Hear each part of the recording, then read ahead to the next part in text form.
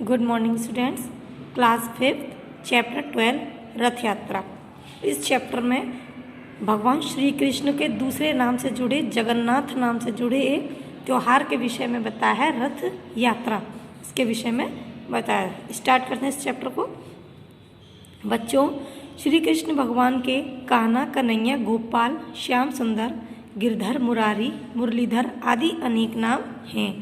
क्या आपको पता है कि श्री कृष्ण का एक और नाम है? श्री कृष्ण का एक और नाम है और वह है भगवान जगन्नाथ। भगवान जगन्नाथ से जुड़ा एक त्यौहार है रथ यात्रा। कौन सा त्यौहार है? रथ यात्रा। 800 वर्षों से अधिक पुराना यह उत्सव स्वर्ग की ओर जाने वाला मार्ग माना जाता है।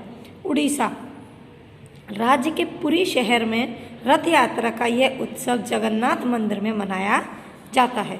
जगन्नाथ मंदिर में नीम के पेड़ की लकड़ी से बने भगवान श्री कृष्ण, उनके बड़े भाई बलराम और बहन सुभद्रा की त्रिमूर्ति की पूजा की जाती है। त्रिमूर्ति का मतलब होता है तीनों मूर्ति की पूजा की जाती है।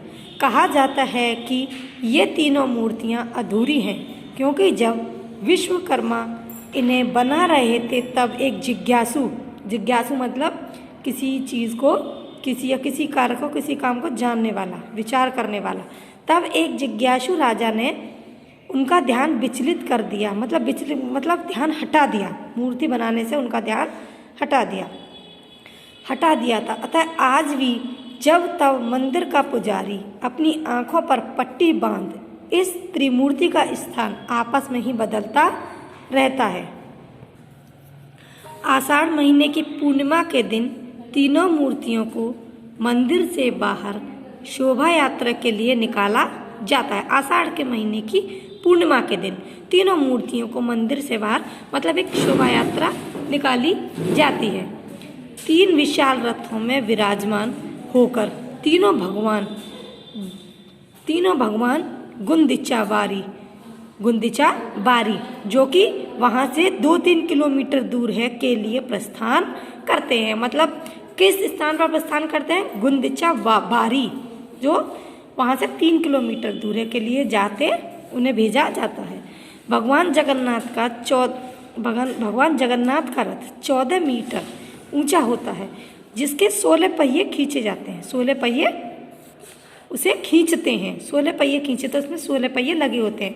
भगवान बलभद्र का लाल व हरा रथ 14 पहियों से सज्जित, मतलब 14 पहियों से सजा हुआ होता है, तथा सुभद्रा का रथ 12 मीटर ऊंचा और 12 पहियों से सजा हुआ होता है। सज्जित मतलब सजा हुआ होता है।